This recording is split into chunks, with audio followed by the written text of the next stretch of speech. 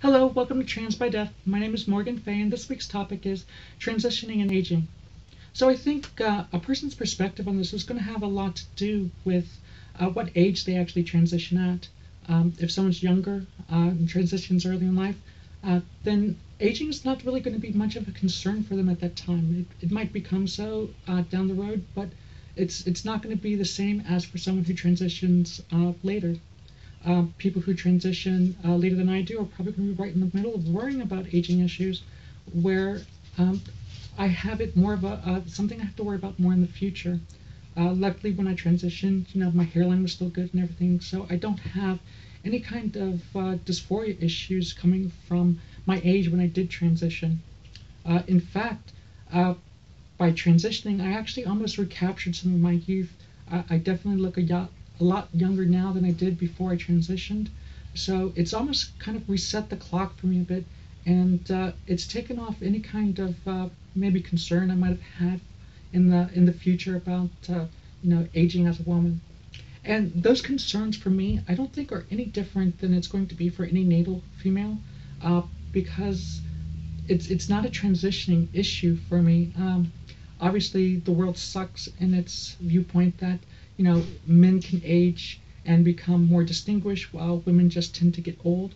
But that's a societal issue, and that's a misogynistic view that affects all women, and it's going to affect us. But I don't think it has anything specific to do with the actual transition process. Now, if you transition later in life, then that immediate change from viewing age as something that could be a positive to age as something that really has only negative connotations, for women, unfortunately. That might bring up, major issues for you right then and there. But for me, it's not about aging. It's not about what it's going to be like in the future. While any concerns that I might have might be similar to every woman out there, I don't think it's anything specific to being trans, other than maybe the fact that a lot of trans women, myself included, have some issues with vanity. We come off sometimes as being quite vain, unfortunately, and I think that isn't so much vanity as just a concern that our appearance isn't just that we look good. It's also helps confirm our identities, and it helps solid, make us make the world view us more as who we are, and it gives less room for people to really try to attack us for who we want to be.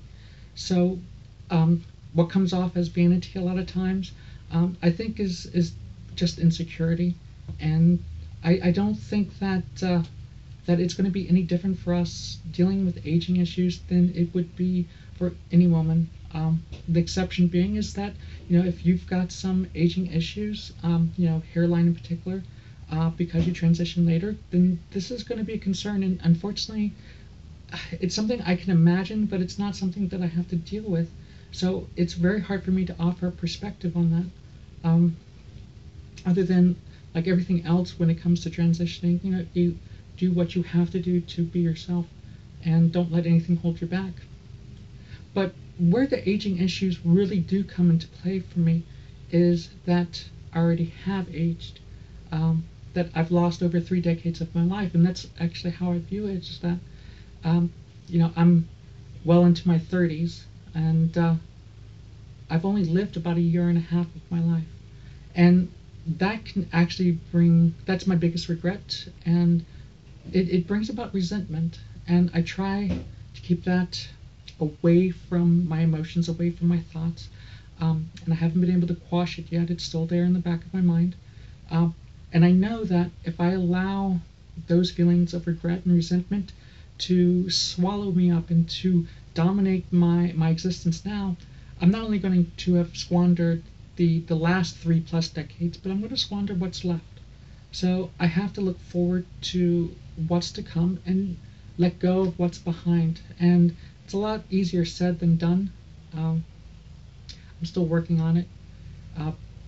And I've broken down to tears a few times, thinking about how much of my life I've lost and how many experiences I'm never going to get to have as me, only as that persona that I used to pretend, that I used to present to the world. So that's where aging hits me. It's not the aging to come, but the aging that's happened. It's finally waking up to who I am, growing up, and realizing I'm already halfway done, and going from puberty straight into menopause. Those are the things that weigh on me, and I think they affect a lot of trans women who transition later in life. It's a what if scenario. What if I had transitioned earlier? How my life would have been different? What kind of person would I have been now? What kind of experiences would I have had? And it factors into almost everything. I went to college, but I didn't complete it, and it was just that dissatisfaction with myself, and the feeling that it doesn't matter. It doesn't matter if I succeed or not, because I don't really care about myself. Uh, so if I had transitioned earlier, would I have completed college? I think I probably would have, but I can't dwell on the past because you can't change it.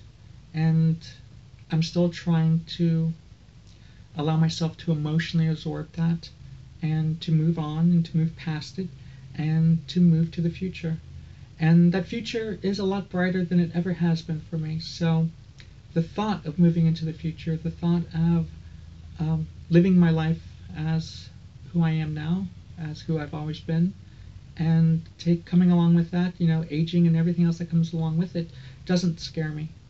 It's just the feeling of loss for all the years that came before, and the feeling that my life would be very different if I had just transitioned earlier. And a lot of us knew at a young age, and I think it's becoming a lot easier for kids now to transition. There's a lot more acceptance.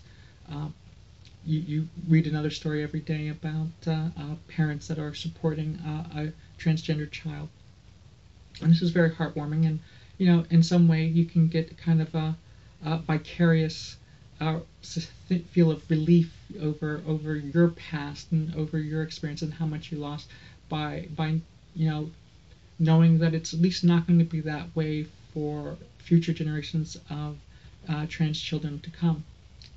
It's going to be slow, but there is going to be a change. So it's just moving forward with life, and aging is unfortunately a part of it, but it's something that you're going to be able to do now as yourself, and that doesn't make it so bad. So that's all for me this week of TransByDef. I hope to see you next week, and have a good day.